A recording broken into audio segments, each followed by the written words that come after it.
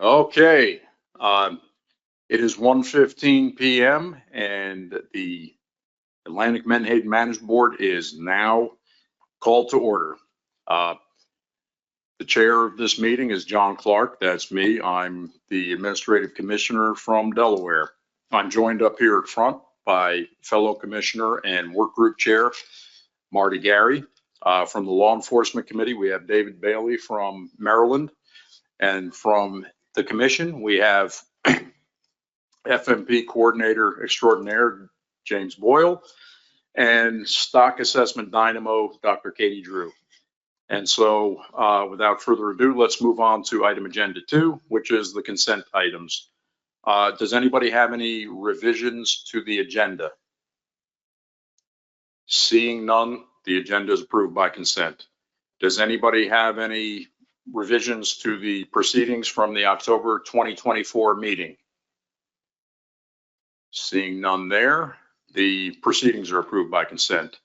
Now we move on to item agenda number 3, which is public comment. Public comment for items that are not on the agenda. For the item number 4, which as we know has generated very much public interest, we will be taking comments on that during the item 4 at points there, but this is for items that are not on the agenda. Mr. Zalzak, I saw your hand was up. Is that for something that is not on the agenda? Okay, come up to the microphone then, introduce yourself and make your comment. You have 3 minutes. 3 minutes. My name is Phil Zalzak. I'm president of the Southern Maryland Recreational Fishing Organization.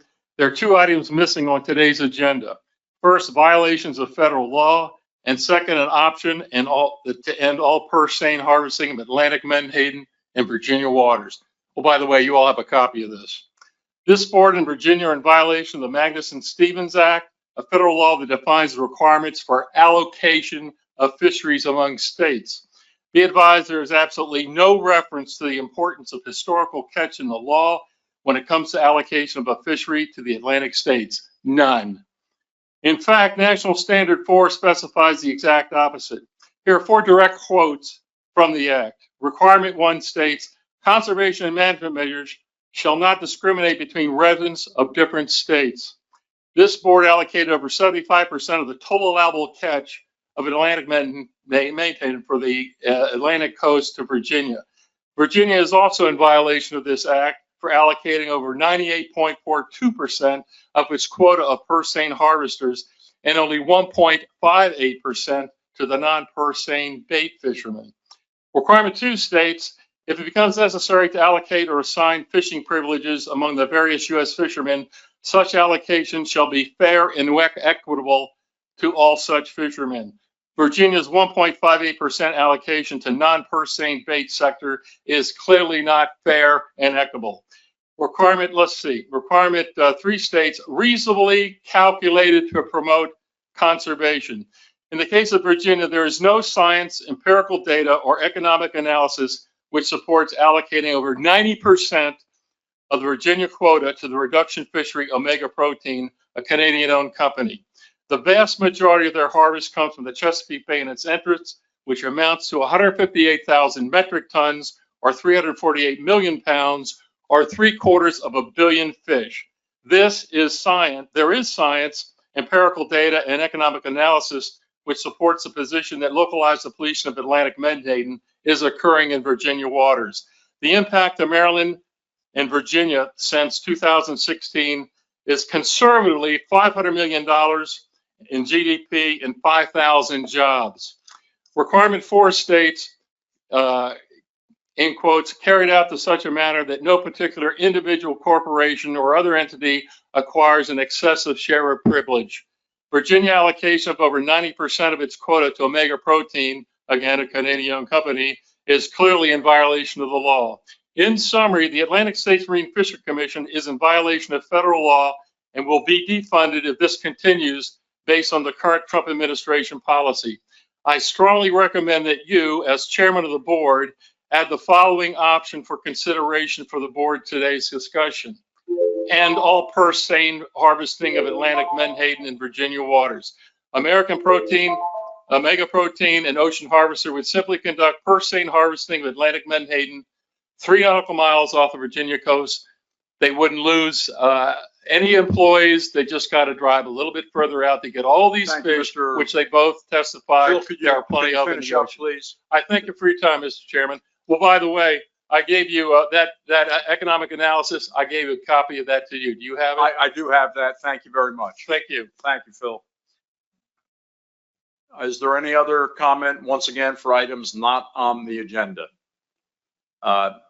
Seeing none, we are now going to move on to the item number 4, which is consider the final report from the work group on precautionary management in Chesapeake Bay.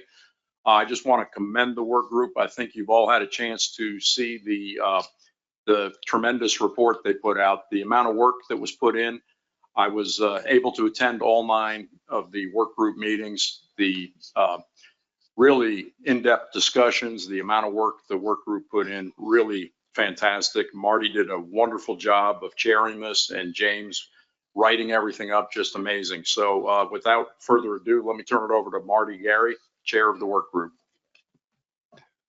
Thank you, Mr. Chairman, for those kind words. And as Chairman Clark said, my name is Marty Gary. I'm the administrative appointee for the state of New York to the Atlantic States Marine Fisheries Commission, and I'm the chair for the work group on precautionary management in Chesapeake Bay. We have a short slideshow. James, or I guess Madeline, if you could pull that up to walk you through the summary.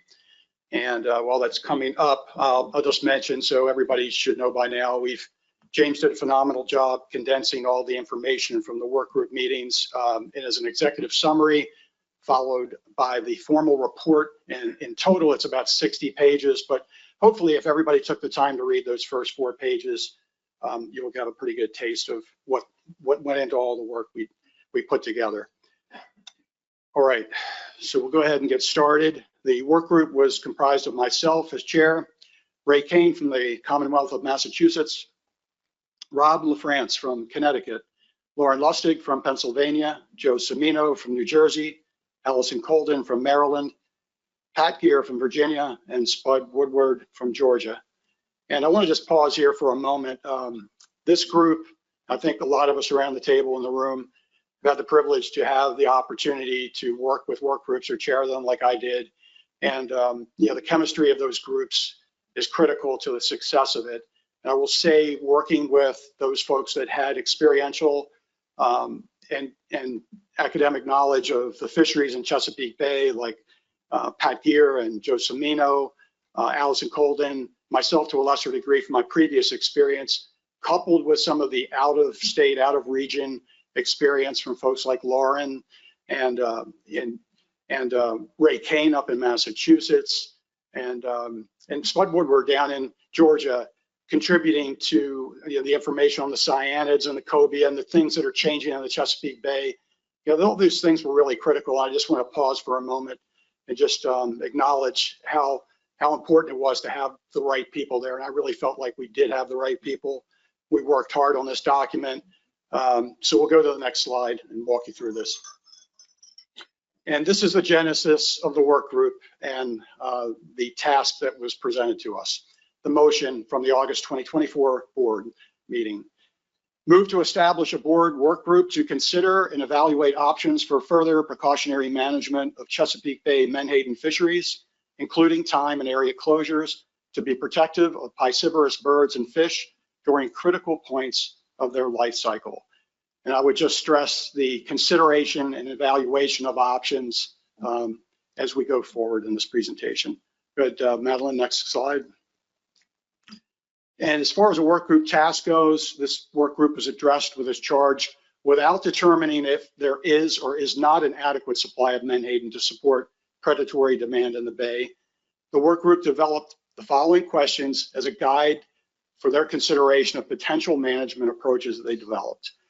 So the questions were composed of what was the problem in any management act that any management action would address? What are the priority species to consider? And what are the critical points of their life cycle? What data can be used to support this discussion? And for each management strategy discussed, what are the benefits and implications? And how would the performance of potential measures be evaluated? Next slide, Madeline. So this timeline, it starts with the August 2024 board meeting where the motion was made, the work group was formed. And then between September 2024 and April of 2025, the work group held 11 meetings, 9 full work group meetings, and then 2 subgroup meetings. We had a piscivorous bird and a fish subgroup that were formed. So a lot of meetings over a long time and a lot of work went into this. And then here we are in May 2025 with the board meeting to consider the final report. And I will also note that there was an external group of Osprey experts that met and provided a separate report to inform the work group discussions. But next slide. And I will say we'll go into the summary document and just highlight some areas. So based on the life history of predators examined, the nature of Chesapeake Bay menhaden fisheries, the recent changes in menhaden availability, the work group discussed a number of precautionary management options that the board could consider for further action. The approaches listed that I'm going to follow could be implemented individually or in combination, depending on the board's risk tolerance and management goals. And I'll go into a brief description of each. So the first one is the seasonal closures. The work group discussed a suite of possible seasonal closure options that focus on ospreys due to their consistent seasonal habits and signs of food stress. Possible options were ranged from temporally from May 1st to August 15th to cover ospreys' highest and most critical bioenergetic requirements. The most critical time period is earlier in that time frame. And the work group noted concerns over unknown or unintended concentration of effort at other times of year. Madeline, next slide.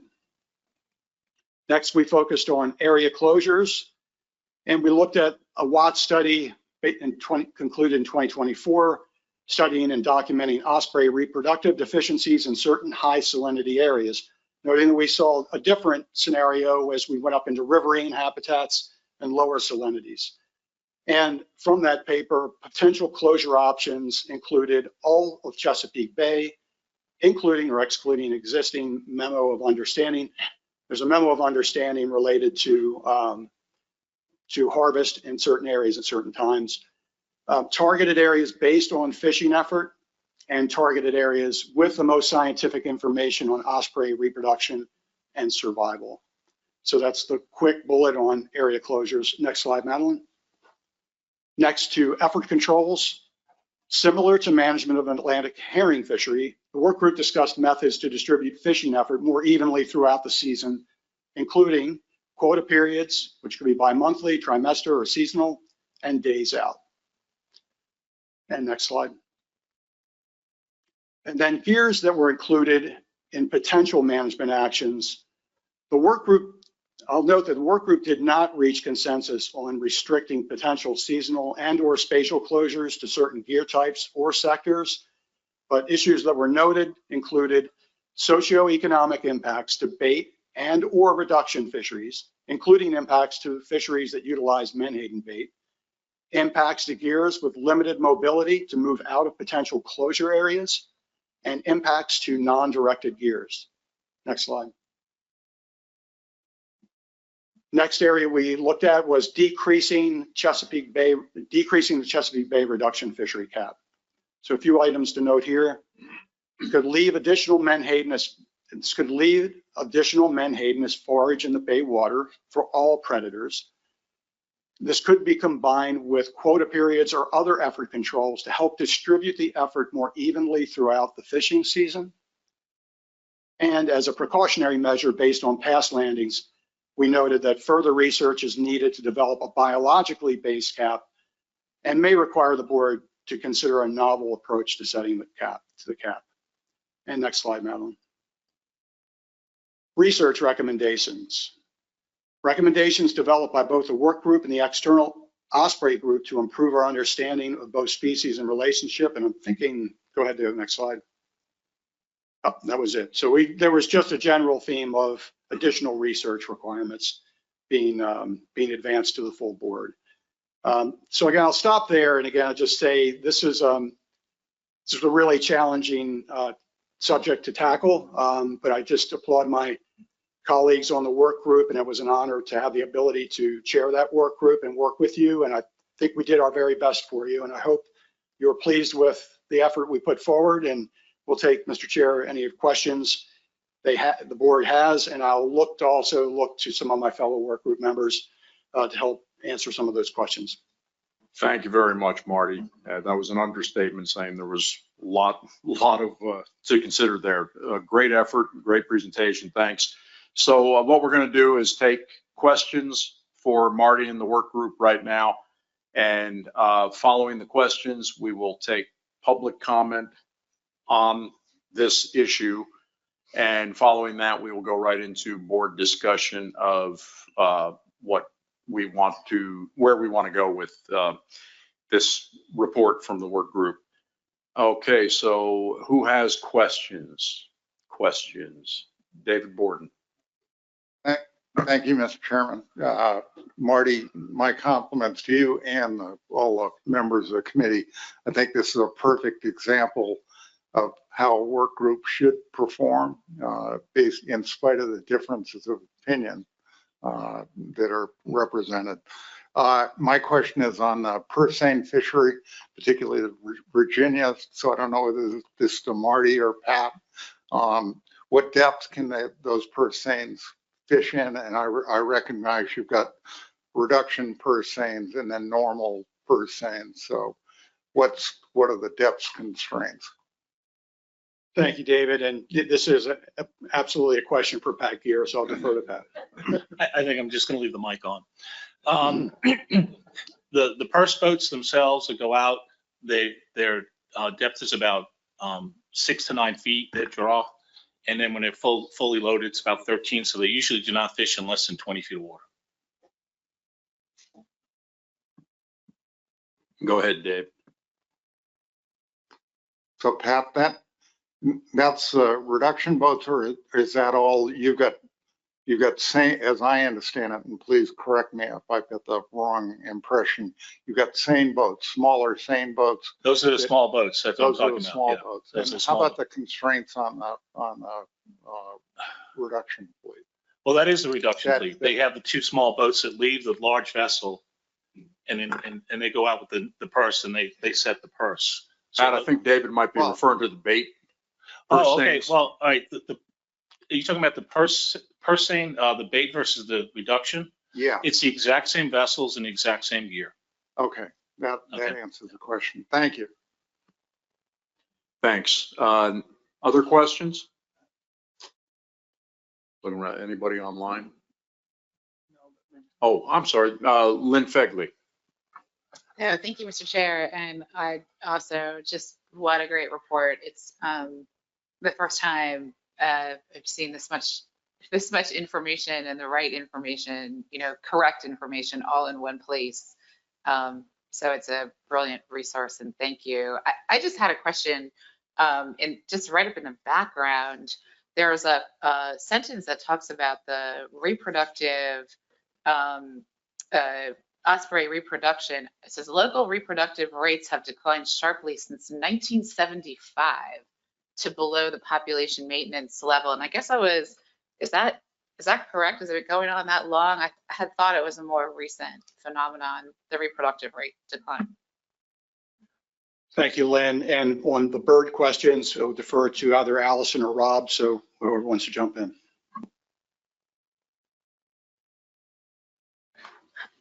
Thank you, Mr. Chair. And just briefly, I know I can speak on behalf of the other work group members, reflecting back to you the good time that we had working with you, Marty, as the chair. So thank you.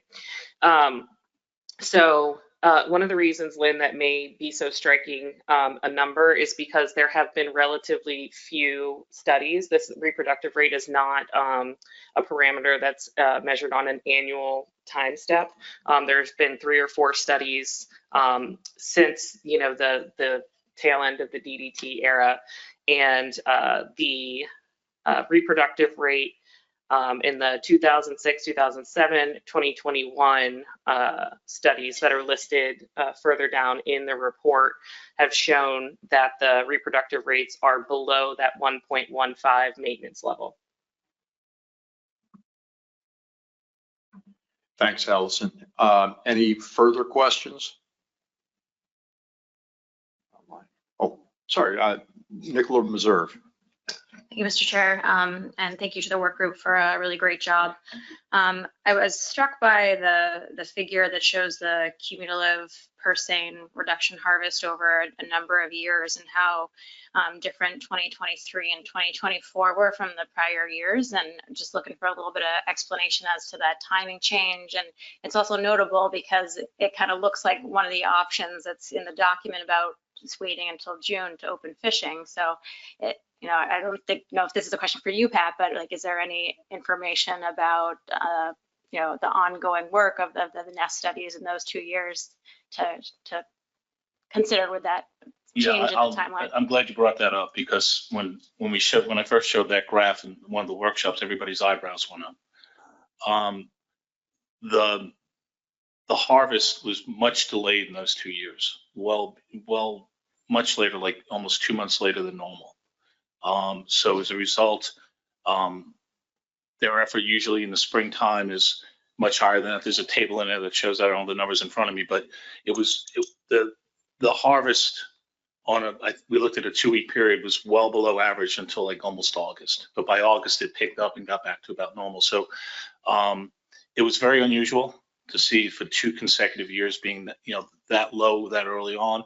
But there's another graph in there that shows, like, I call them spaghetti graphs. There's like 20 years in there, so you can kind of see there's a wide range of how that fishery operates from year to year. But seeing those 2 years that were very low and realizing that the critical periods for osprey were occurring during that period, you can make the conclusion that the menhaden weren't in the bay at that time. So we might have a mismatch with time. Thanks. Next question we have is from Jeff Kalin.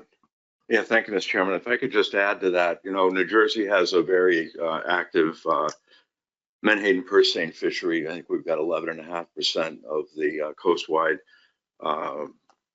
stock allocated to us there. And first of all, I wanted to say to Marty and the work group, done a tremendous job. I think I listened to every single discussion. It's a tremendous resource document. But we experienced exactly the same thing in New Jersey, where the water was very cold those 2 years. And we have an ITQ, a transferable ITQ program in New Jersey, both for the boats and the carry boats. We only caught 75% of the quota fishing right up till Christmas. And usually we're catching fish in some March or April generally. I think this year is a little warmer. So there's cold water on the continental shelf. And we've learned this. We're in the squid business also. And we spent a lot of time with the Science Center people looking at the oceanography on the shelf, looking for the squid bridges. And we've learned that this cold water phenomenon has set up in Newfoundland, Labrador Strait, and has persisted at least a couple of years before we experienced it down here. So it really looks like there's a cold water regime on the shelf, and there is documentation that was cold water all the way down to the mouth of the Chesapeake Bay. And it doesn't kill the fish. They just go to find a suitable temperature, and Bunker has a very wide temperature tolerance. So it's cold water. The fish weren't available to any fishery, either in the Chesapeake Bay or off the coast of New Jersey at exactly the same time. So I thought the board might be interested in learning that. Thank you. Thank you for that info, Jeff. Joe, did you have a question or just to add more? Yeah, just a little bit of follow-up there too. In 2022 and 2023, especially on the Atlantic coast, New Jersey saw some, osprey nest failures at rates as high as like 66% in Barnegat Bay in those years. Thanks, Joe. Thanks for that information. And is any other hands here for questions? You have another question? Oh, David Borden. Thank you. This brief, hopefully. It's noted in the work group report is the differential in the survival rates between the coastal osprey population and the ones that are upriver. And what are my question is, what are the possible reasons that explain that differential I mean, there must be some theories. Some people will point at the Menhaden fishery, but what are the other theories that explain that differential? Allison, do you want to take that? Sure, with the caveat that the Osprey expert work group, the memo that's included in the information in the report will be much more eloquent in answering this than I am. But my understanding is obviously they come into the bay and they develop areas, territories, if you would call it that, and establish their nests. And just because the community of fishes that exist in the upper portions of those tributaries relative to the higher salinity tidal areas, you see the difference in the species composition just based on the species that are present in the area. Joe, is that follow-up? Joe Semino? Yeah, New Jersey DEP works with some other groups on the surveys in New Jersey, and one of the things they've been attributing to success or failure is storms, particularly severe nor'easters, and I think part of that might play into water clarity too, and just visibility for the birds. Thanks, Joe. Rob, did you have some follow-up? Rob LaFrance? Yeah, I just wanted to point out in the supplemental materials, there's a very good letter that does really explain all of what's happening. It came from, what was her name? From Sarah Riker, the acting director. And I think that's really worthwhile taking a closer look at, because it really lays out all the options that we're talking about and gives some good rationale for what we think the output should be. Thanks, Rob. And Lynn Fegley. Oh, before you go, Pat, did you have anything else you wanted to add? I was just going to add food availability and competition. Competition with other birds, possibly. Okay, thanks, Pat. Lynn Fegley, do you have a question? Yeah, thanks, Mr. Chair, for the second bite at the apple. Just similar to where Nicola was going, I was really struck by Table 2, which is sort of a heat map of effort in the Chesapeake Bay, and it's from 2015 to 24. And I guess my first question is, am I interpreting this correctly? And my second question is, what might be the reasons for this? Although I think you may have answered it about the weather, but when you look at the table and you see where green boxes are in our effort that's well above average and red boxes are well below average, what it looks to me like we're seeing is in recent years, beginning in 2021, but really in 2022, that the effort in the Bay is becoming less spread out and more concentrated in that midsummer timeframe. So it's not about what was caught, it's just about how that catch was, how the effort was distributed within the Bay. And I find that to be really interesting on a number of levels. Like, I'd really like to take some time to sit with that, but I wondered if there's my first question is, am I interpreting that correctly? And two, I would love to, hear some potential reasons why that might be the case. Thank you. Pat, I think that's for you. You're not going to have effort if there's no Menhaden around. If there's, so the effort was so low the last year. The Menhaden weren't here at that time of the year, so that's part of it. And yes, there is an increase, but the fleet is going to fish where the fish are. They're going to, so if they're in the bay, they're going to, the way they work it, their captains all get an allocation of the bay cap. But if they're not there, they're going to go out in the ocean. So, but they clearly were not, in the last couple of years, they just weren't in the bay that early in the season. Thanks, Pat. And let me look around the table for any other questions. Lauren Lustig. Yes, thank you, Mr. Chairman. I don't have a question, but I do have a comment, and it relates to my participation on April 12th as a speaker for the Virginia Osprey Federation, their major event there on the shores of the Potomac. And I was very impressed with the public knowledge and concern about these various issues. My speech related to the importance of environmental education and in working effectively with these various concerns. As part of that, I wanted to mention that I was really pleased with the first 4 pages of the report submitted by the Menhaden work group because it was so readable. If you had a reader who had basic ecological understanding and concerns, accurate concerns for conservation, that reader was able to digest that information. So I'm really happy about that, and thought that I could maybe share that information with everyone here. Thank you. Thanks, Lauren, and thank you to James for his great job of writing everything up. Do we have any further questions from the board? Okay, not seeing any. What we're going to do at this point is open up discussion of this topic to the public. If you would like to speak, please raise your hands. If you're here in the audience, if you're online, raise your hand online. And we will then go, let me see, I see one hand in the audience. Is that you, Pete? Okay, it looks like you're the only one who would like to speak. And then we have 2 online. Okay, so we'll start with Mr. Himchak. So if you want to come up and introduce yourself and for 3 minutes, Pete. Oh, sorry. 3 online. Okay, 3 people online. Okay, sorry, 3 people online, 2 minutes. You have 2 minutes, Pete. Thank you. Thank you, Mr. Chairman. My name is Peter Himchak, fishery scientist for Omega Protein. And I hearken back to, decades of work on horseshoe crabs and shorebirds.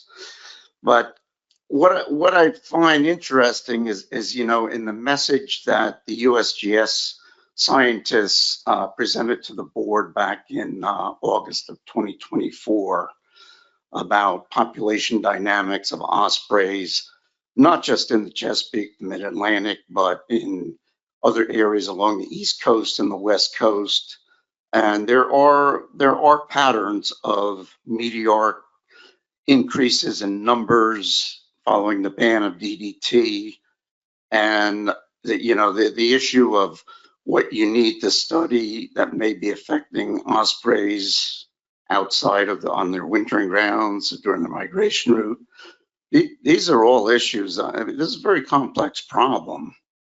And, I think, I'm not recommending that the ASMFC invest in a piscivorous nearshore technical committee, but, I think the board would benefit more from the wealth of knowledge that's the U.S. Geological Service scientists have on ospreys, population dynamics, and issues along other areas of the East Coast and the West Coast. Thank you. Thank you, Pete. Next up, we have, online, Mr. John Millward. Joan? Oh, excuse me, Ms. Joan Millward. Please go ahead, Ms. Millward. Okay, thank you so much, and thank you for your time. My name is Joni Millward. I'm president of the Virginia Osprey Foundation, and hopefully you all received my correspondence in your package. When I began to study ospreys, I read again and again, ospreys are a sentinel species. I did not fully understand what that meant until recently. In other words, when ospreys have a problem, we have a problem. Our water has a problem. They are the canary in the coal mine. This problem is staring us square in the face. As we have watched chicks starve to death in past seasons, here we are in a new season and nothing has been done to correct a deadly imbalance, the decreased abundance of menhaden. I understand the need for a study on menhaden in the Chesapeake Bay, but even if that study begins tomorrow, it will take 2 to 3 years for completion.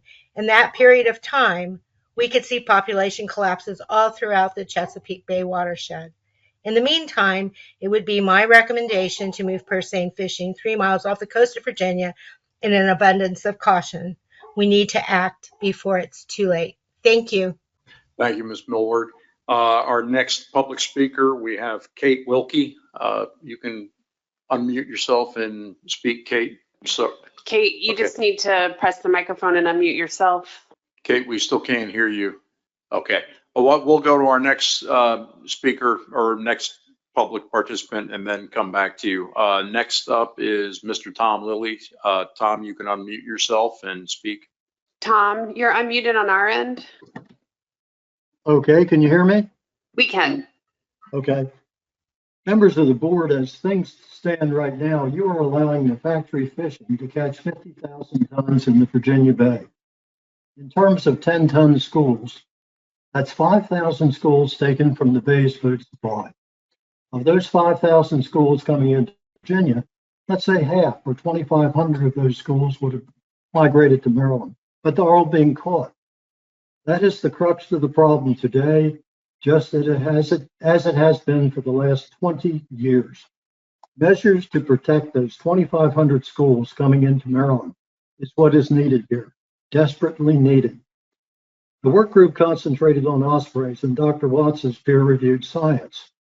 There were critics. The U.S. Department of the Interior, in a letter in your materials, has answered this criticism. They say that while there may be other factors involved in the osprey's decline, the principal driver of the nesting failures is limited prey availability. Limited prey availability. And we know from the research this means Menhaden. So we have thousands of chicks starving. We have the collapse of the commercial, recreational, and charter striped bass fishing in the bay. You have your ERP science, which pins the cause of the reproductive failure of both of these species on overharvesting. Respectfully, what are you going to do about it? The gravity of the situation on the bay calls for decisive, effective, and immediate action. A substantial delay in opening the season could accomplish a lot if you put on an area restriction on purse seine fishing within 10 miles of the bay entrance. Otherwise, they will just sit at the bay entrance and catch everything coming in anyway. As we see it, the only real way to restore fairness to Maryland is to require the purse seine fishing only occur in the U.S. Atlantic Zone. The fairness to Maryland in this division with Virginia is what Charter 6 requires. Anything short of that will mitigate the problem but not cure it. So what this comes down to is, will you take the steps necessary to cure the problem once and for all? If you take that step, you will benefit tens of millions of people and millions of children that want to use and enjoy Chesapeake Bay as it could be if you protect their bay's food supply. Thank you. Thank you, Mr. Lilly. So next, we're going to try Kate Wilkie again. Kate, you want to try it again, please? Yes, thank you so much for coming back to me, and apologies for my voice. I am homesick. But I just wanted to say, my name's Kate Wilkie. I'm with the Nature Conservancy based in Fairfax, Virginia. And I just want to thank the work group for the time and effort they put into assembling all of this information. It's really great to see it here all in one place. It's a lot, and it's pretty clear that there are some local, spatial, and temporal issues related to both the ecology and the fishery that occurs in the bay. So I'd love to see the board initiate an action to consider potential management within the bay, and that would enable a plan development team or an FMAT to kind of pick up this information and then dig deeper. Because I know that the work group was only able to go so far, and I'd love to see this investigation into the ecology and the fishery specific in the bay to continue. So thank you. Thank you, Kate. We have two more people. Let me go to the person in the room. If you just introduce yourself and then who you're with, if you're representing an organization. Thank you. Yep. My name is Will Poston. I'm with the Chesapeake Bay Foundation. Much like everyone else, I think this was a great effort and a great product developed by the work group. It's an incredibly expansive document, but I think we can all agree it's an incomplete document. And I think that underpins the decision here today and you know, later on into the future with this board, that we are operating in an incredibly data deficient situation with this species and in this region. And to kind of highlight that, I wanted to pull a quote from a letter that VIM submitted to the VMRC a couple weeks ago to guide your discussion. Over the past 2.5 years, VIMS has invested considerable time and effort in designing a suite of studies and pursuing funding to conduct them to reduce the uncertainty around the ecological impacts of this fishery. These efforts have not so far resulted in the funding necessary to complete this work, and we remain uncertain about the likelihood of future funding.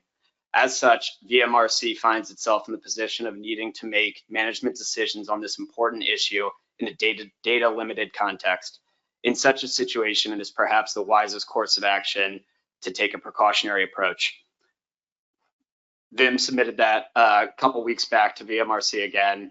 And again, in closing, the bay is changing, fisheries are changing. There are new species, as you all saw in the work group report, that are increasing in landings and effort. Menhaden underpin all of those species, the entire Chesapeake Bay ecosystem. Acting precautionary is the reasonable approach. Thank you. Thank you, Mr. Poston. We have 2 more public comments we're going to take. Both of them are online. First up is Roberta Kellum. Okay, can you hear me? We sure can. Okay, great, thank you. Hi, I'm Roberta Kellum. I'm with Birding Eastern Shore.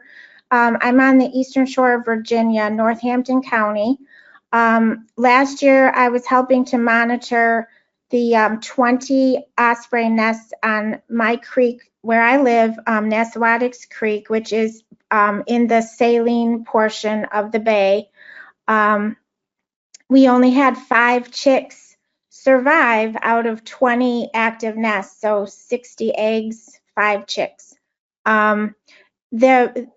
The question about timing, I think, is the most critical, because there was a group of Omega boats right at the mouth of Nassawadox Creek in around the 3rd week of May, and shortly after that, a lot of chicks were lost.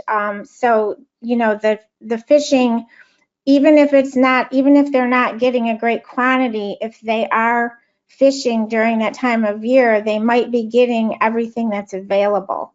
So I guess I'm just hoping that that even Omega would just agree to just not fish in the bay for at least May and June, and to early July, best case scenario. And we are there's the osprey nesting study is continuing this year, and we'd be able to know right away if that was successful. Thank you. Thank you, Ms. Kellum. And our final public commenter is Joseph Smith. Mr. Smith, you can unmute yourself and start your comment. Can you hear me? Hello? Yes, we can. We can hear you, sir. Okay, Joe Smith here. In another life, I was at the National Marine Fisheries Service Beaufort Lab. I handled the fishery-dependent data for the Menhaden fisheries. My compliments to the work group. Tremendous amount of work in a short amount of time. I read over the report. I'm a little dismayed that there's not a historical perspective on removals from the bay of Menhaden. That data exists in a public document, my technical report, NIFS 144. I'd just like to make the board aware of, decades ago, there were 2 fish factories in Reedville, Omega Protein, formerly Zapata, and Standard Products, or Ampro.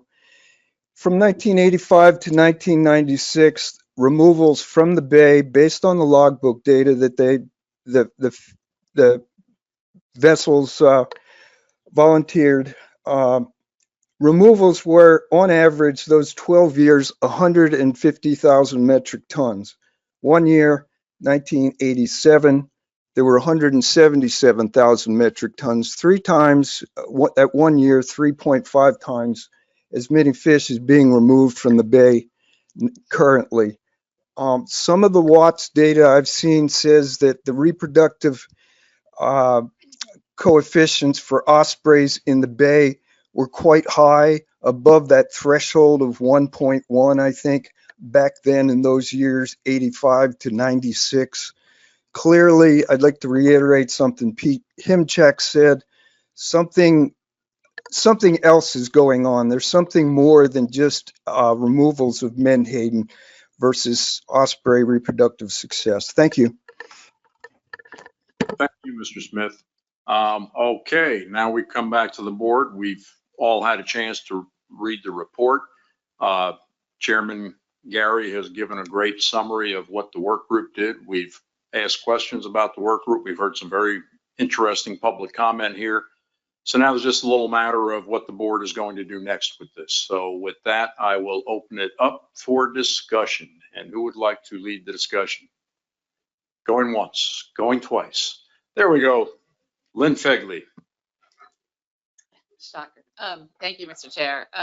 So I think as a plan, I'd like to try suggesting a plan forward. And I want to reiterate what I said before, that the information in this report is extensive. It's fascinating.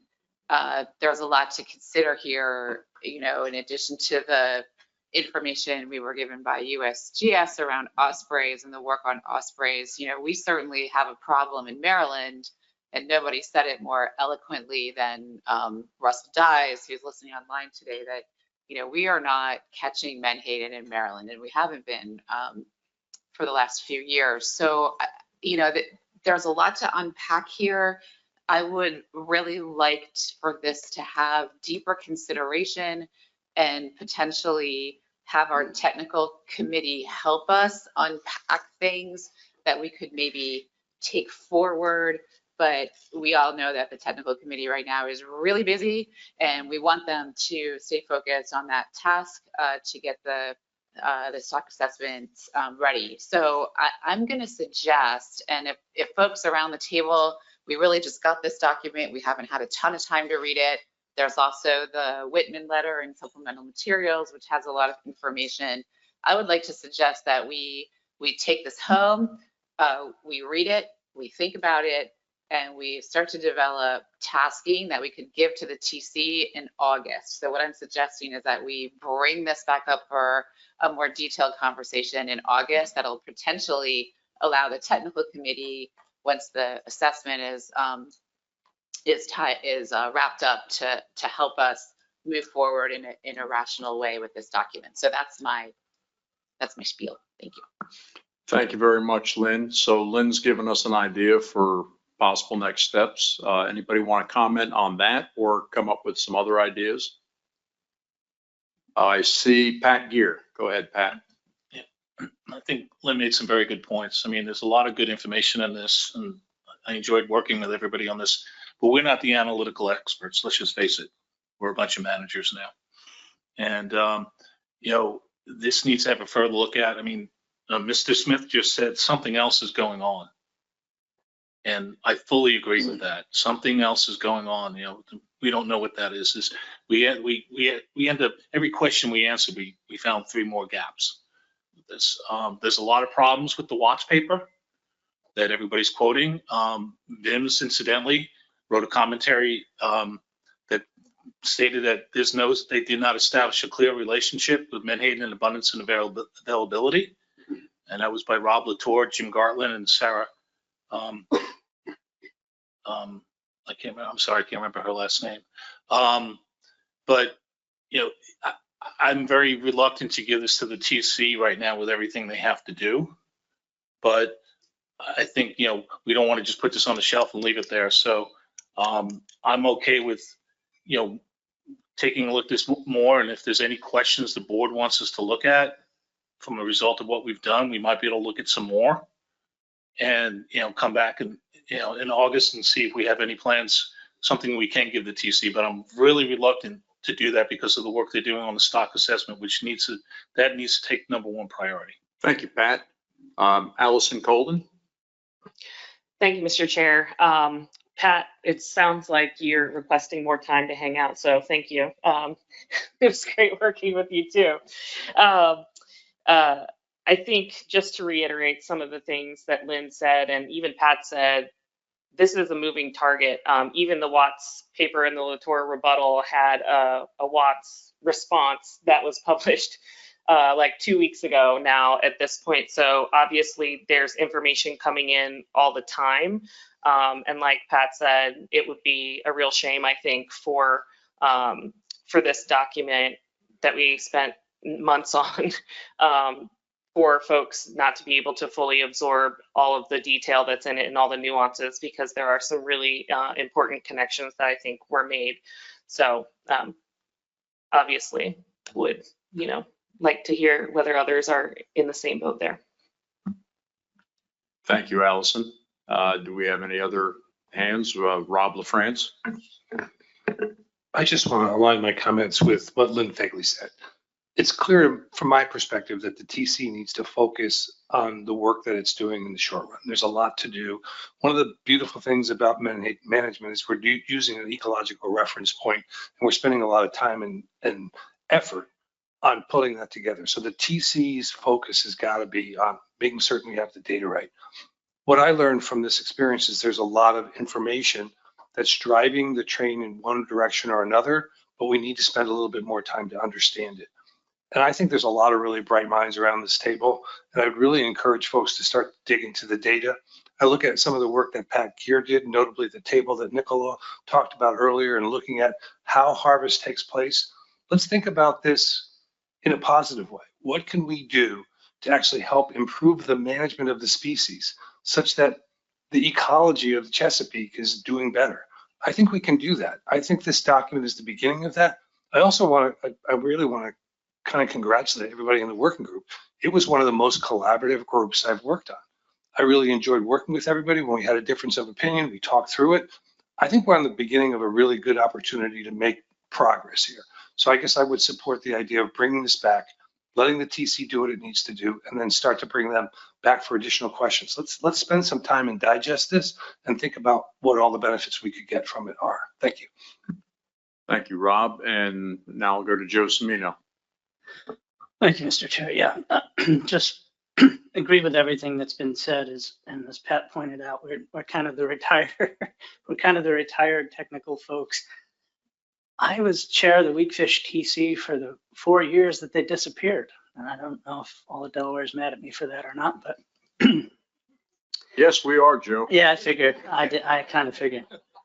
But we also learned this week that the states of Delaware through North Carolina were not a reasonable region for striped bass, because there are almost no coastal striped bass caught in Delaware through North Carolina. So this is something larger than just what's happening in the Chesapeake Bay. And so I think for those reasons, we can't assume there's a simple solution to this. That's just not fair to the resources in any way, shape, or form. So I think we need to,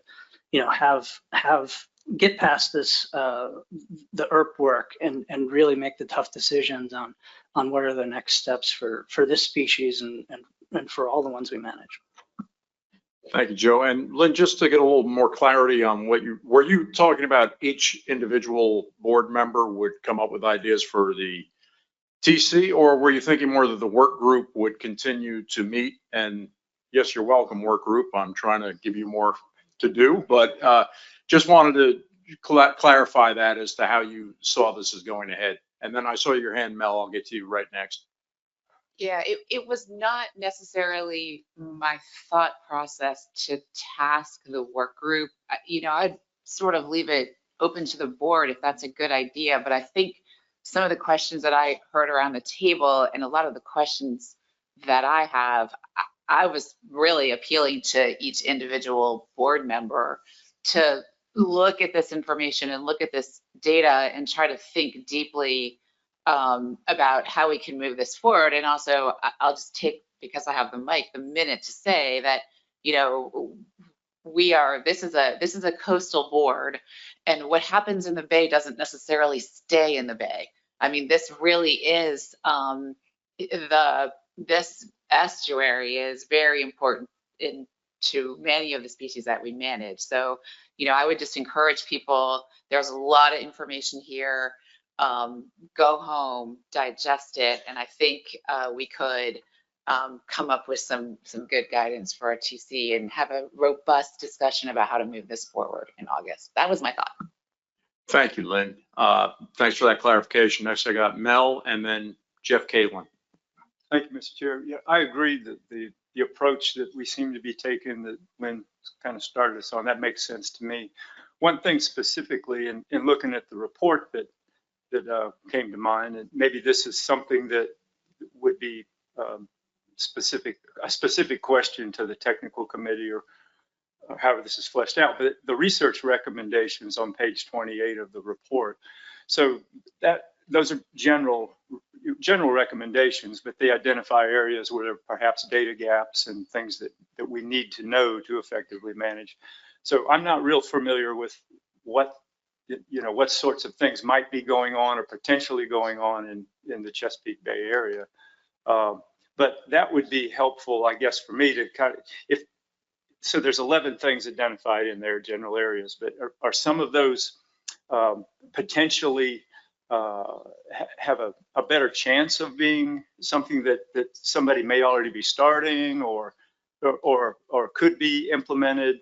I don't, that would be helpful, I think, and for us to kind of see if there's low-hanging fruit in there or things that if there are potential, and I know funding's an issue, but if there are ways that we can identify specific projects and what approximate cost might be, we could perhaps, support those sorts of things. But if we can kind of enhance, between now and down the road here, enhance that one page and some of those ideas and maybe flesh some of that out and put price tags on it potentially, I mean, that could be useful because I think we've identified that there are certain things that we need to know and have data. And if that's, that's a reasonable list of, in a general sense of where to start, but just kind of fleshing that out a little bit. Again, I'm not familiar with what might be going on, what's potentially even possible. And maybe the price tags are pretty extensive. But that'd be helpful, I think, in allowing us to move forward with this. Well, thanks, Mel. And that sounds like something that, based on what we've been saying, that you could write up that you'd like to see the TC look into. And next we have Jeff Caitlin. Yeah, thanks, Mr. Chairman. I agree with it. We should be tasking the TC right now and just let the ERP run out. I've been going to those meetings over the last year and also 5 years ago, and I think we ought to be happy with that outcome. There's a lot of fish in the water. I think 4 million metric tons coastwide is projected to be available for forage everywhere from North Carolina up into the Gulf of Maine. And I'm going to go out on a limb here, and I have read all this. I did listen to all the meetings, and I've been a commercial fisherman, and I'm reading the data when describing the Chesapeake Bay fisheries. And I think it goes from page 11 to 15, focusing on the overlap areas, particularly around Mob Jack Bay.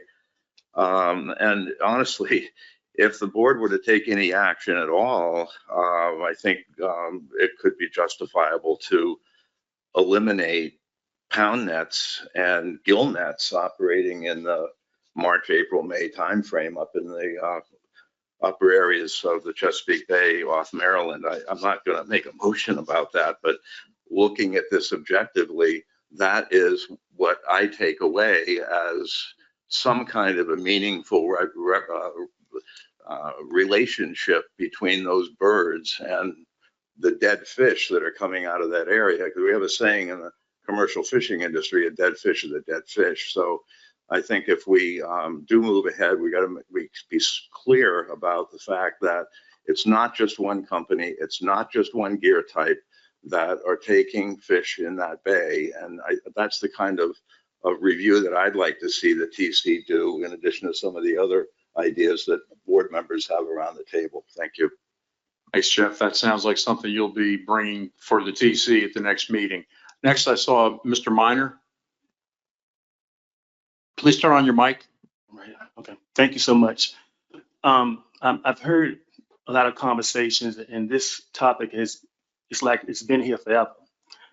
But the questions I want to ask is why are we just focusing on the Bay if there are problems on the West Coast and all throughout the East Coast in the decline of osprey? you know, where's the real world evidence in reference to where predators are suffering because of the Menhaden fishery? And before we make any decision, I think we need real world evidence before we make any decision on anything that we do. I mean, where's the scientific proof? The real scientific proof. That's what I want to hear. And I'm not hearing that. That's just my take on it. Thank you so much. Thank you, Mr. Minor. Next up, we have Bill Hyatt. Thank you. I have a question. I believe it's sort of a follow-up to what Mel was saying, and I apologize if I missed this somewhere along the lines, but relative to those research recommendations that are on page 28, I'm wondering how many of those, and possibly if all of them, are inclusive within that VIM study that's been referenced on a number of occasions.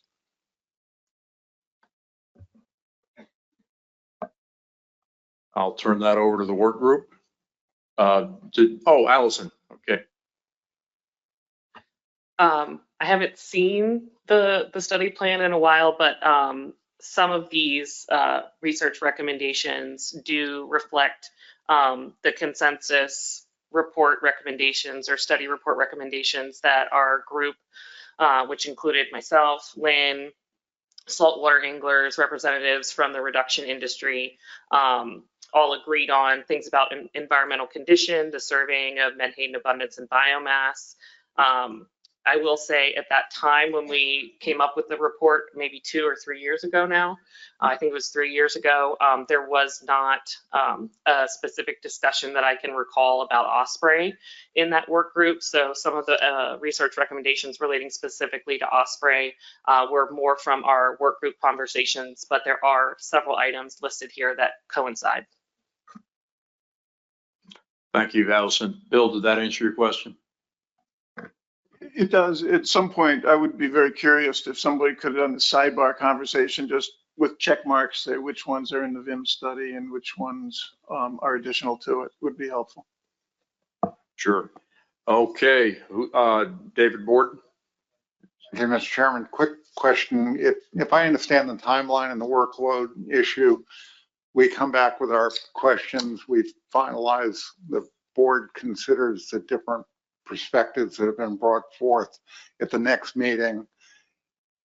So my question to the staff is, at that point, is the workload going to accommodate action by the technical folks at that point? Is there enough free time so between the August meeting and the fall meeting, we could get a report? Thank you. I think it depends on the extent of the tasking.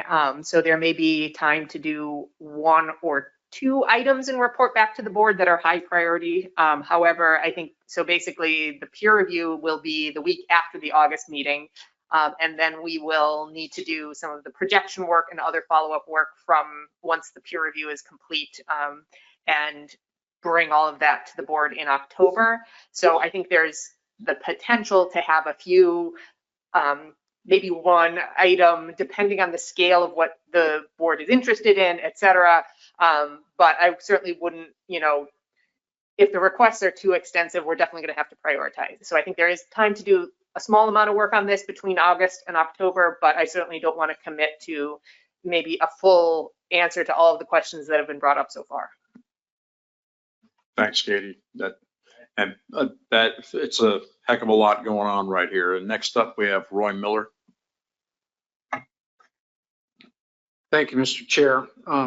Thank you, Mel Bell and Bill, for highlighting this group of 11 research needs. I was wondering if I could focus on one for just a second. Can anyone give me an update on where we are regarding the long-term need for a biomass survey of Menhaden and Chesapeake Bay? I mean, this topic has been ongoing since the commission first started to manage Menhaden, dating back to the 80s or 90s, and we keep talking about it, but is there any progress, anything in the winds that we can look forward to maybe addressing this particular survey need? Okay, did you want to answer, Katie? And then Allison? Yeah, I mean, I guess the short answer is we have no updates on this because we have no funding to do the kind of survey that we need for the Bay. It remains a high priority research recommendation.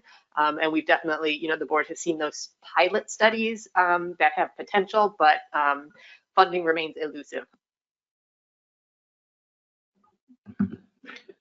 Thank you, Mr. Chair. Just to follow on to that a little bit more. So there have been bills considered in the General Assembly of Virginia for the past 3 years to fund the Menhaden study, and they have not moved forward. All of them every year have failed, due to, interference or due to the priorities of the General Assembly.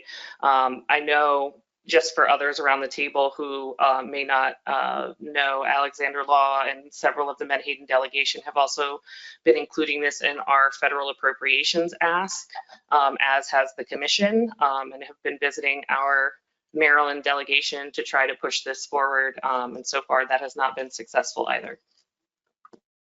Thanks, Allison. That points out that it costs a lot of money to get some of these answers. Further discussion among the board here? Anybody have anything else they'd like to add? Do we have any hands online? No hand. Oh, Joe Semino. Yeah, John, and this is mostly because Lynn gave us homework assignments, and I'm going to turn mine in right now.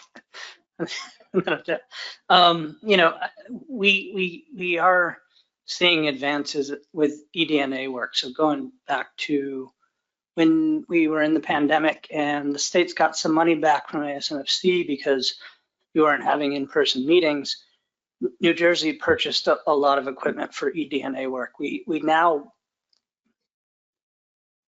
do that on every fisheries independent survey that we do. We do it on every tow for our trawl survey. We do it, for every haul for our seines. And that work is getting to a point where it's going beyond just presence and absence understandings.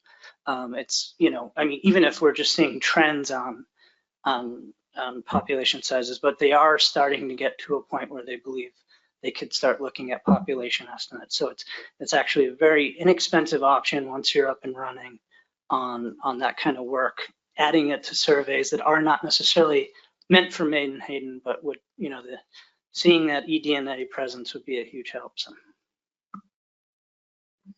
Thanks, Joe. Anybody else? Okay, not seeing any hands. I think so. What we have is to put this in summary. The board has decided that each board member will think about this, come up with questions, possible tasks for the TC that we will discuss at the next meeting. I think we'll need some kind of reminders. I will probably forget this assignment by tomorrow. And then when I do think about it, I'll probably think somebody else will come up with that idea. I'll go back to scratching my butt. So let's get some scheduled reminders maybe to go out about what these tasks are. Would that be helpful? I know it would be helpful for me. Does everybody think that would be useful to have? And that looks like something I'm giving you to do, James. You don't have to thank me. Okay, at this point, I think we are, unless anybody has anything else they want to bring up under item number 4, I think we're ready to move on to number 5. And with that, I will thank you very much. And once again, thanks to Marty and the work group, just a phenomenal job with that. And now we will move on to item number 5, which is progress update on the 2025 ecological reference point benchmark stock assessment. And that will be Dr. Drew. Thanks, Katie. Thank you, Mr. Chair. So today I'm going to be giving you an update on the timeline and then giving you an update on the decision by the M work group and the SAS on the estimate of M for the base case. Just to kind of prepare your expectations, I have 1 slide on the timeline and then I have 20 slides on the other topic because we're going to get really into it here. So starting with the timeline, I appreciate the board being conscious about our timeline and where we are with this doc assessment. We are really in crunch time now for this and trying to finalize the results and the writing. So in mid-June, the ERP work group will have a call to finalize the assessment results. The Menhaden SAS will have a call to approve their update report. In early July, the ERP work group will approve the final report, and the Menhaden TC will approve the final update report for that, so that by July 25th, we can provide both of these reports to CDAR for the peer review panel. The peer review panel will meet with us during the peer review workshop in Charleston the week of August 12th, so that's essentially the week after August meeting week. So that by October 27th, or the week of October 27th, i.e. annual meeting, we will be able to present the assessment and the peer review results to this board. So this is our current timeline. It's tight, but we are optimistic that we're going to stay on it and get this all done in time. So that's where we are with the timeline. I guess I'll pause and see if there's any questions on the timeline before I get to the next longer topic.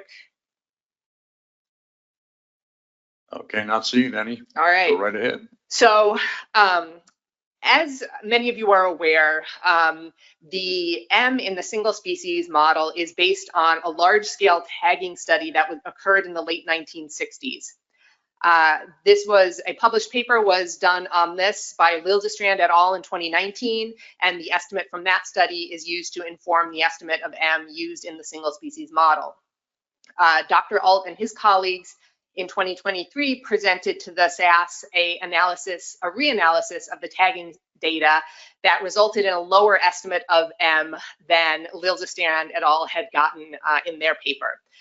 So the SAS formed a work group to review the data and the analyses and consult with the authors to kind of understand what was causing the differences and what the best estimate of M to use in the single species model is. So I'm here to kind of provide some background on what exactly we did and the final decision that the SAS made on this particular topic that is being used to inform the assessment update as well as the ERP assessment. So for some background on the Menhaden tagging study, from 1966 to 1969, the Southeast Fisheries Science Center tagged over 1 million Menhaden with coded wire tags and released them along the Atlantic coast. This is one of the largest scale tagging studies ever conducted.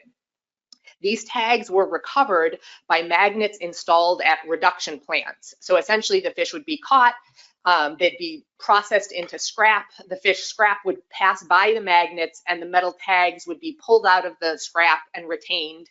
And then researchers would clean the magnets regularly to collect the tags and know when tagged fish had been recaptured. So these data are used in a tagging model. And to simplify a tagging model very much, basically what happens is tagged fish are released, and then there's sort of two outcomes of those tags. The tags can be recovered by the fishery, which the model interprets as fishing mortality, or that tag is never recovered, and the model interprets that as natural mortality. Now, obviously, these tags can be lost for reasons other than the fish dying, and that can be because the tag is lost or shed, so it just sort of pops off or pops out of the fish. It can be lost because the fish dies as a result of being tagged, or it can be lost or disappear because it's caught but never reported that it was caught. I think we see this a lot with striped bass. We know that reporting rate has gone down over time. People were really enthusiastic about reporting those tags initially, but now we hear a lot of stories about, oh, you know, people have cans of these tags in their offices that they never report to us. And so we have to understand all of these parts in order to understand what is natural mortality and what is fishing mortality and what are these sort of little extraneous losses.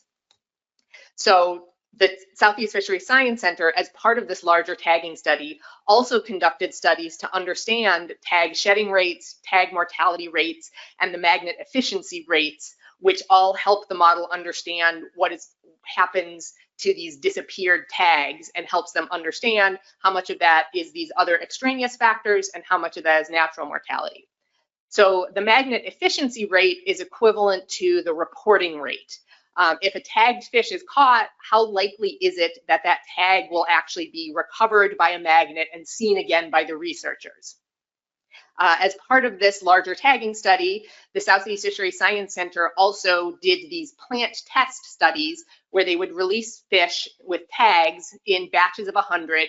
They'd just toss them into the catch as it was getting offloaded into a plant, and then check and see how many of those tags that they knew they released into the catch were picked up by the magnets, and how long it took from the time that they threw it into the catch to the time that it was recovered. So basically, I just want you to understand the scale of this study, which is a huge amount of tags were released and a huge amount of work was done to understand these confounding factors like the tag shedding, the tag mortality, and the magnet efficiency rates in order to be able to develop reliable estimates of natural mortality and movement rates out of this study. So after we after the M working group looked at these two papers, the Liljestrand et al. Analysis and the Alt et al. Analysis, we realized that different subsets of the data had been used. There was issues with confidential versus non-confidential data being used, and there were different ways of estimating that magnet efficiency or that reporting rate that were all contributing to the differences that we were seeing in natural mortality. So we really dug into what exactly these differences were to understand what was causing the final answer to be different. So starting with the differences in the data. First of all, Liljestrand et al. Used what we're calling the Coston data set. And this was a published white paper that summarized the tag recapture information to the month and region level for 1966 to 1969. In this data set, they had records for about 1.1 million tag releases over this time period. However, it does not include recoveries after 1969. Unfortunately, the raw data from this study the digital version has been lost. And so we have this Coston data set, which was the summarized results. And we also have what we're calling the NIMS redigitized data set. So recently, well, not so recently anymore, but the NIMS, some of the paper records from this study were found and were redigitized. And so we have a very fine scale record now of each individual tag that was recovered. And this covered the years from 1966 to early 1971. However, when we look at this period where from 1966 to 1969 and compare it to the Coston data set, we can see that what was redigitized was not a complete record. So some of those hard copies have also been lost in addition to that digital data.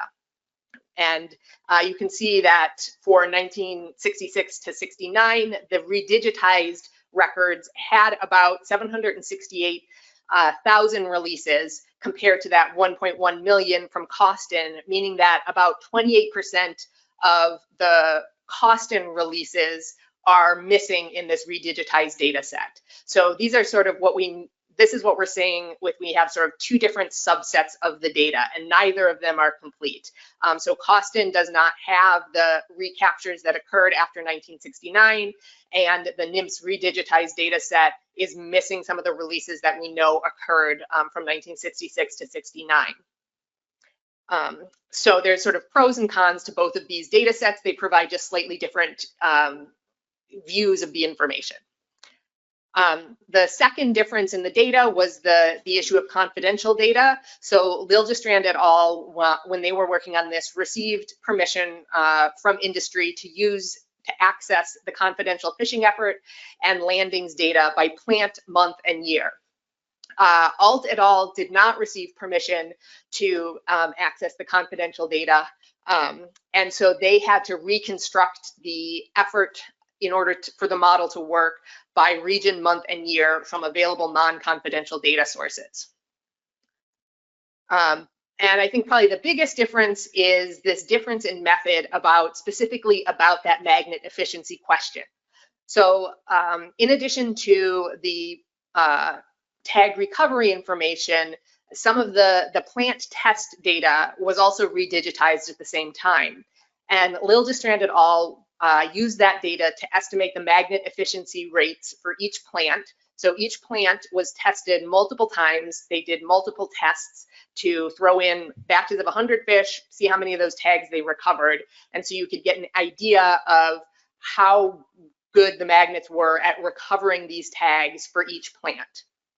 And then in order to sort of take that information and go from the plant level up to the region level, Liljestrand et al. Created a weighted average of the plants within a region, weighting them by the landings of each plant in that region in that month and year.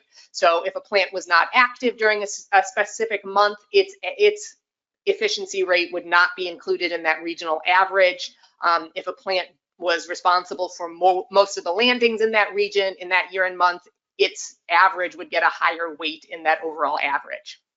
So Liljestrand et al. Used the empirical estimates as a fixed input to their model. Alt et al. Calculated a regional plant efficiency weighted by the sample size of the plant test data instead of the landings, because again, they did not have access to the confidential data. The plants were tested sort of roughly relative to how active or how much they contributed to landings. So I think using the sample size is not a bad proxy for landings. However, what they did was they then modified those efficiency estimates using what they call a stepwise approach to improve the fit of the observed recoveries within the tagging model to the predicted recoveries by the model. So they would essentially fit the tagging model, come up with an estimate of M, adjust those estimates of magnet efficiency, and run the model again until the model fit could no longer be improved. So having reviewed all of those decisions, we could understand kind of where these differences were coming from and what was causing these differences. And so the SAS then had to sort of decide what the best approach was to develop an estimate of M from these data sets. So the first decision was to use the Costin data set instead of the NIMS redigitized data set. This is because the Costin data set has a more comprehensive spatial coverage, which is important for getting good estimates of movement rates to support spatial models in the future. The NIMS redigitized data set, like I said, was missing about 28% of the releases in the Costin data set, and they were not evenly distributed across the regions. They had a lot of overlap in the central regions, but less sort of at the edges of the range. And then furthermore, when we ran sensitivity runs to kind of look at the effects of these differences in data, there were really minimal differences in the estimates of M between using the Costin data set and using that full time series of the NIMS redigitized data. So we felt it was better to use the Costin data set with its more comprehensive spatial coverage. The SAS also decided to use the confidential effort and landings data. SAS members do have confidential access to these data. And so we felt this was more accurate and would rely less on assumptions than the recreated non-confidential time series.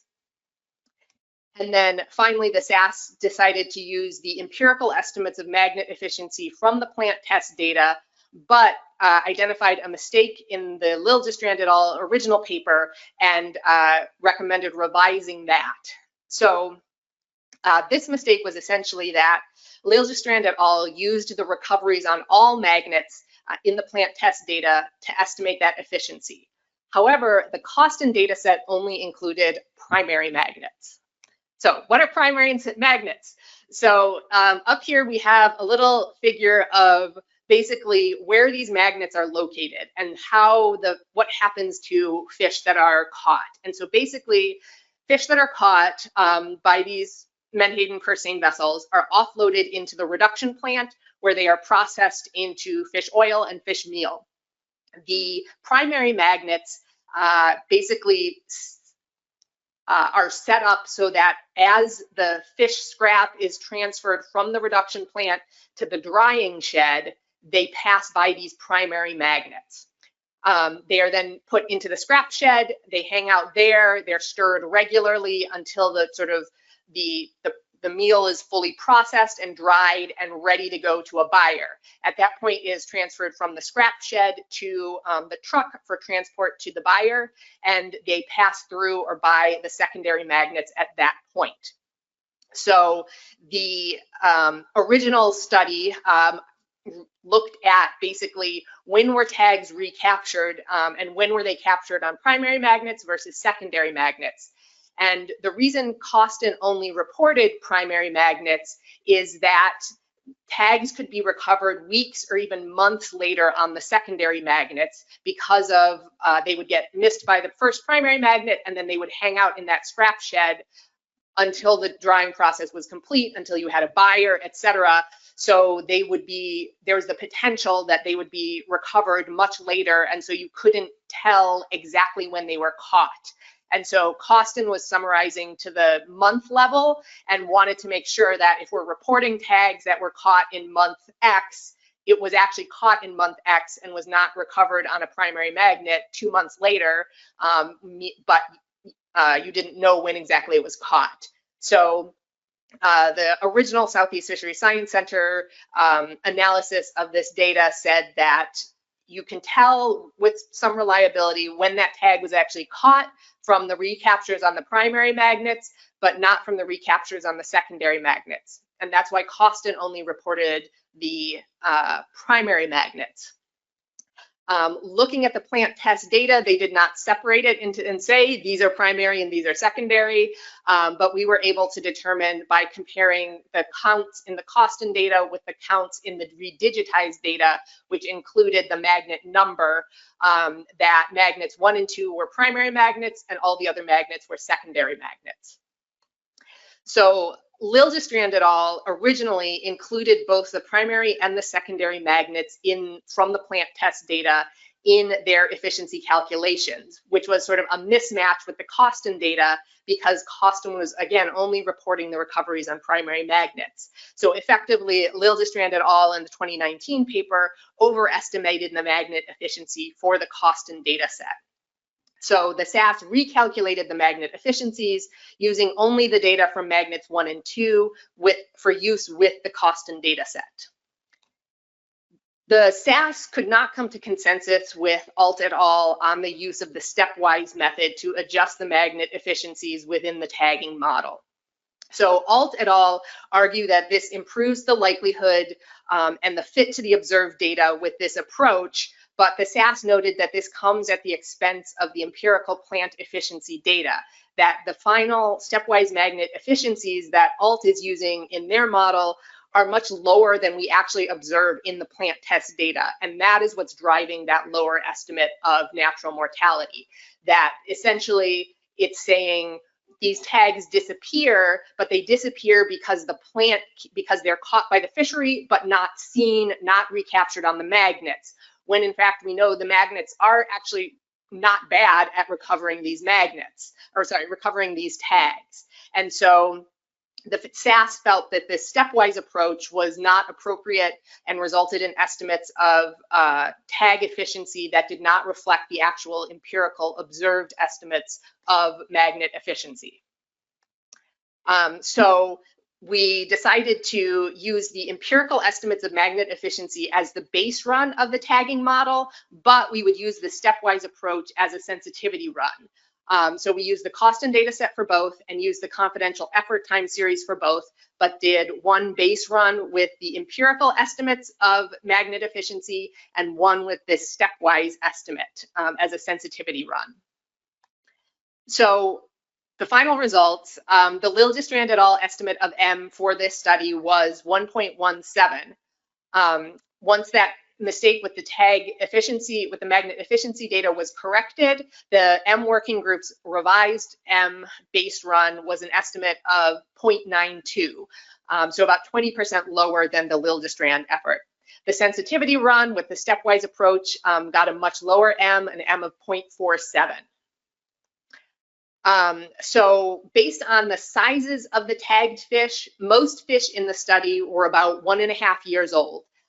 Similar to the last benchmark assessment, the SAS developed an age-varying estimate of M to use in the BAM by basically scaling that Lorenzen curve so that the M at age 1.5 is equal to the M from this tagging model. That means that Menhaden of age 0 and 1 have a slightly higher M, and the older Menhaden have a lower M compared to that sort of point estimate from the tagging model. So this is a comparison of the estimates of the 2020 benchmark M that scaled that Lorenzen curve to the Liljestrand et al. Estimate of M in the orange with the circles. The base run from the M working group is the black with the little triangles, and then the sensitivity run using the stepwise approach is this blue curve lowest down. So this is what is actually going into the single species BAM model.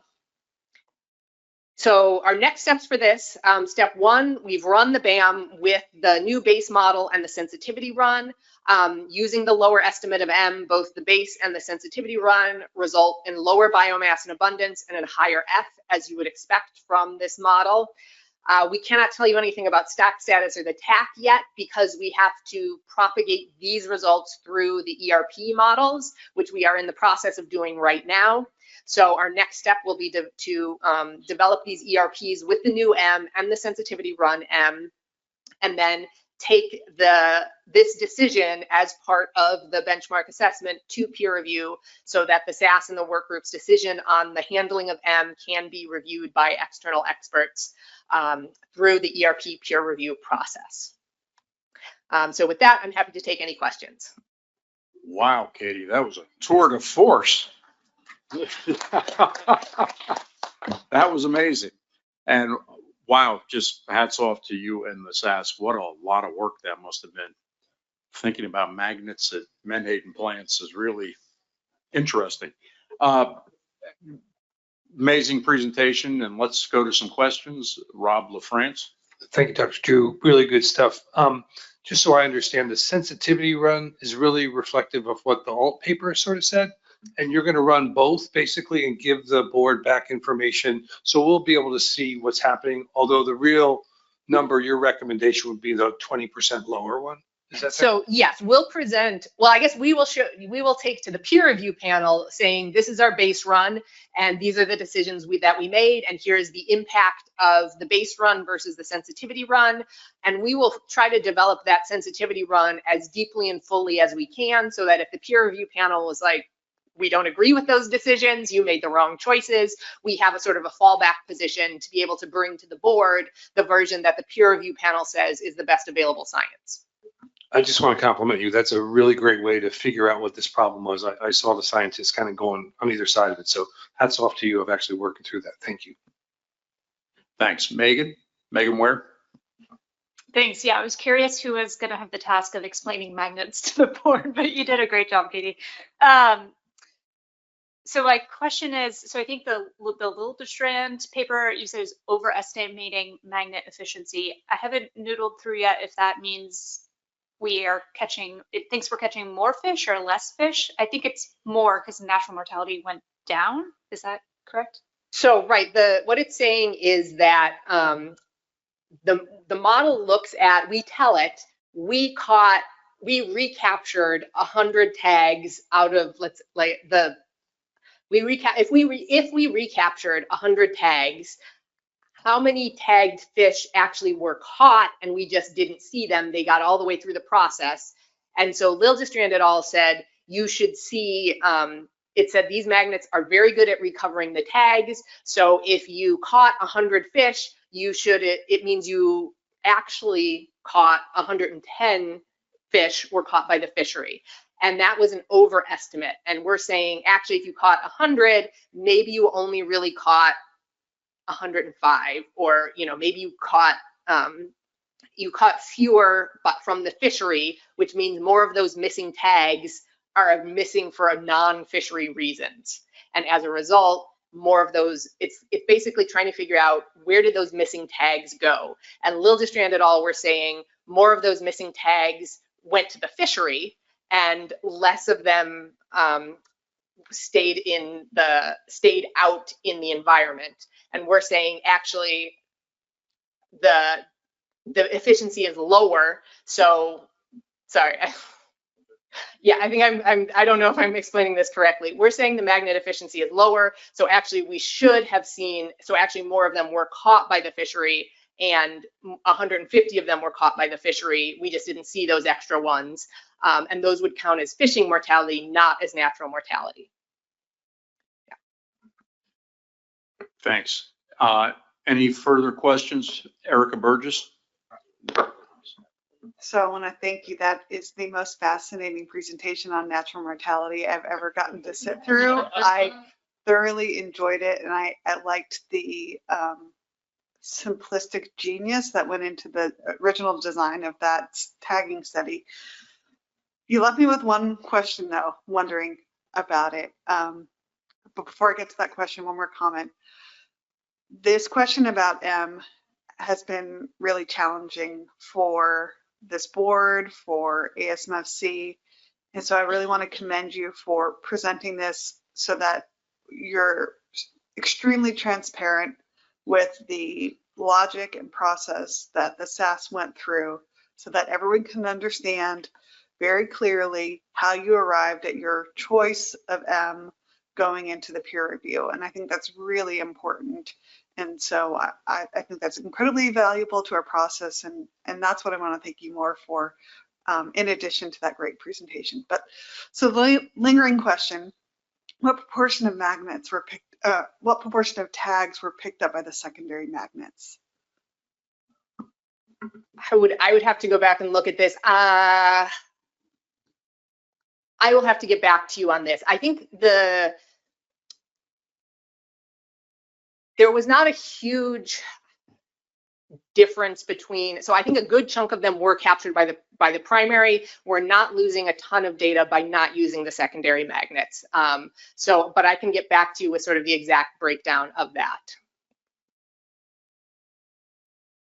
Thank you. Next question is from Allison Colden. Then we have an online question from Emerson Hasbrook. Thank you, Mr. Chair. Katie, just want to reiterate everyone's compliments on that presentation. I listened into several of the meetings trying to discuss this, and this is maybe the fourth time, and I think I'm like 60% there in terms of understanding. So thank you again. Two questions, if I could. So you mentioned that the Liljestrand paper was able to get access to the confidential data, but ALT was not. Were they requesting the data directly from industry? Were they requesting it from the commission? What was the breakdown there?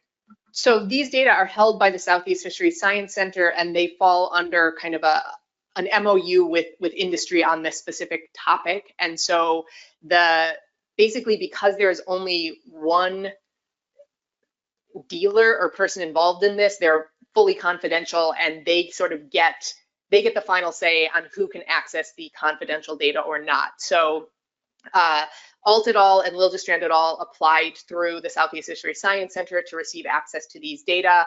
And I think it was just a matter of when Liljestrand et al. Applied and when ALT et al. Applied. I will also say industry refused a request for similar confidential data for Menhaden of like Chesapeake Bay versus the coast for that Liljestrand's lab, the Wilberg lab, for a more recent project on Menhaden as well. So I think it's not necessarily specifically about who was asking, but maybe just like the current vibes at the time. But yeah, they applied through the Southeast Fisheries Science Center, but industry has the final say on that because it is only one entity that has those data back in time. Thanks. And one other quick question. So you showed the graph that had the different M's for the different scenarios. But do you have the number for what the ALT run was? So yes, that was a 0.47 compared to the 0.92 of the M Works Group's revised base M. Thank you. Thanks. Next up, we have Emerson Hasbrook. Emerson, you can unmute yourself now. Thank you, Mr. Chairman. Can you hear me okay? Yes, we can. Great. So thank you, Katie, for that great presentation. Are you looking for anything specific from the board today on this? Or is this just reviewing with us how the SAS is developing M in the assessment model? Yeah, we don't need anything from the board. I mean, obviously, we welcome the board's comments on this if you have further questions or directions that you would like us to consider. But we are just providing an update on this because we know the board has received a lot of, this particular issue has generated a lot of interest and comments from stakeholders directed toward the board. And we wanted to make sure that we are reporting back to you on kind of this issue as we go forward. Thanks. Well, thank you. So yeah, if you're looking for a comment, I guess I would say great job, Katie. Great job. And then also thinking as you were giving your presentation, you know, back to that original study and then the work afterward. I guess there's a lesson here for all of us researchers in the room, and that is to never throw out your original hard copy data for any of your projects. You know, at Cornell, we were just recently discussing about what to do with our hard copy data from projects 20 years ago. So I guess the lesson is just hold on to it. Thanks, Katie. For sure. I would agree with that completely. Emerson, it was the 60s, man. Things happened. Any further questions? And not seeing any. Katie, just to, so I'm clear, the fact that M is going to be lower means that F will be higher. And when you do the ERP, that means the F will be then broken up further. And so we could be looking at lower TAC. So, right, I think it's difficult to say right now what the final outcome of this will be. I think, you know, obviously if this were a single species model, it's much easier to understand how all these pieces play together. But we'll really have to wait for the ERP assessment to kind of understand the impact on reference points and the TAC going forward. Thanks, Katie. Once again, thanks for that amazing work that you and the SAS did on this, and great presentation. And with that, we will move on to number 6, which I guess is this a separate item? Yes, this is. Oh my goodness. Yeah. So here we go. All right. So the thing we are looking for, maybe for you guys a little more input on, is some guidance to the TC on projections. So next steps is, you know, I've given you the next steps for the assessment. The next steps for you guys is annual meeting 2025. A lot is going to be happening. You will receive the ERP benchmark assessment and the single species update. You will decide whether to accept that ERP assessment for management use. And then you will need to set specs for 2026 up to 2028. And so as a result of that, we're not going to have a lot of the usual sort of back and forth with the board on projections. So the single species assessment update will include projections using the results of the new ERP benchmark. So after the peer review is complete and we've sort of gotten the thumbs up, or I guess the thumbs down on, you know, what should be the reference point going forward, the TC will do a series of projections to bring to you guys about what the TAC could be for 2026. All the way through 2028 if the board is so inclined. So we want to provide a set of projections that are most useful to you because there's not going to be sort of that usual back and forth. We present the assessment in August and you guys ask for projections and we come back to you in October. It's all coming to you in October.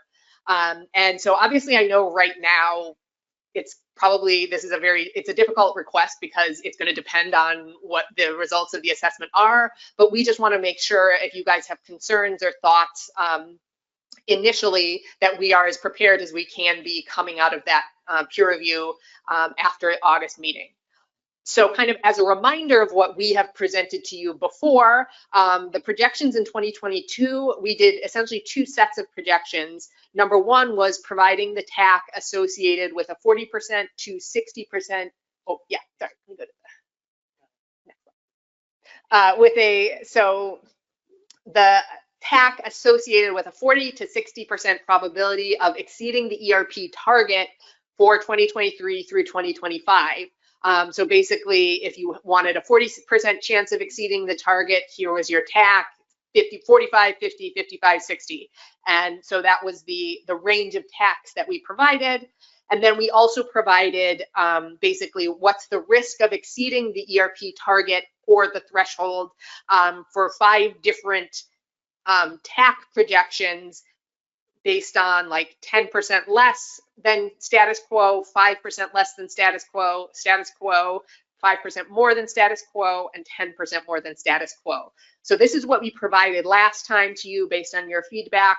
And so I think we would look to you to see, is this good? Are we, or is there something else you would like to see? So basically, we can provide a range of probabilities of exceeding that F target. Last time it was 40 to 60. Is that good? Do you want to see a different range of values? Last time we provided a range of increases and decreases to the current TAC, which at the moment is 233,550 metric tons. Going from basically a 10% increase to a 10% decrease. Do you want to see a different range or other values on that front? Or are there any other projection scenarios that you would like to see? And like I said, I recognize that you may not be prepared to make any decisions now. If you think about this and come back to us in August, then we can also consider that going forward. But we wanted to get you guys thinking about this so that when we come to you in October, we have something that is as useful for you as possible. Thank you, Katie. Are you looking for feedback right now, or? I mean, if people have feedback right now, for sure. Like if you're looking at this and thinking, I know I want to see X and it's not on this list, you can tell us this now. If you'd like to reach out over email, we can definitely do that. But sometime between now and I guess after the peer review would be ideal. Before I open it up to the board, is there any reason why with this new M that you would think these range of projections we've used in the past would be affected, like they wouldn't be as useful as they would currently be? I think the range of probabilities of exceeding the F target will still be useful. I'm not sure as much about sort of the increases or decreases from the current TAC because it's not clear to me what, where our sort of starting TAC will be on that front. But it might be helpful for the board to think if we have to take a cut to the quota, how risky or how averse would we be? Maybe we would want a wider range on that, but I don't know. Wow, my brain already hurts just thinking about all the stuff we have to do.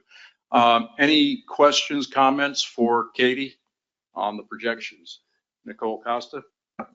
Thanks, Katie. Real quick, so you're saying after the peer review, we could still get you recommendations? Yes, what's the drop dead date to get you a recommendation? So I would say probably September 1st would be the drop dead date. So I think we'll have the peer review in mid-August. I think we'll have a pretty decent sense of where we can go from there. And then we'll probably start out with these. And if there's anything new, we can take it up to September 1st. Okay, I know we have Emerson on line, but I think, was there another hand over here? Oh, Megan Ware and Rob. We'll go to Megan, then Emerson, then Rob. Thanks. I think this is a good starting point because I feel like the projections we got in the last texting process were really helpful and it was a good range. So I think this is a good place to start. I agree that probability projections are probably going to be more useful, and something that was really helpful last time is we had combined years and then each year. So I would just ask for that again. That was particularly helpful. Got it. We can definitely do that. Okay, next up is Emerson. Yeah, thank you. Yeah, so I would like to see pretty much what was brought to us last time. That range of probabilities of exceeding F, and at 40% to 60%. Looks okay to me as a starting point. Also, range of increase, decrease to current TAC. Maybe change that up a little bit from 10% increase to 10% decrease. Let's look at the bounds being 12% increase and 12% decrease, or maybe somebody else would like to see something else. But I think what you provided us last time is a great starting point. Thank you. Thank you, Emerson. Next up, we have Rob LaFrance. I just kind of agree with what Emerson said. I guess the question I have for you, Dr. Drew, is depending upon what the TAC is, if we get a big movement in the TAC, I would want to see that either 10% increase or decrease expanded. And again, if the TAC is pretty close to where it is, then those numbers are fine. But if the projected TAC is, say, 10 or 20% lower, then we should make those differentials the same. So that would be my commentary. Thanks, Rob. Oh, and Lynn Fegley. Yeah, just to put the cap on these last two comments. So for the TAC increases, rather than going to 12%, I would just suggest maybe we see -5, -10, -15, 5 to 15, maybe 5 to 20 on each side in 5 increments of 5. And I think we can really work with that. Thanks. Do we have anything else for Katie?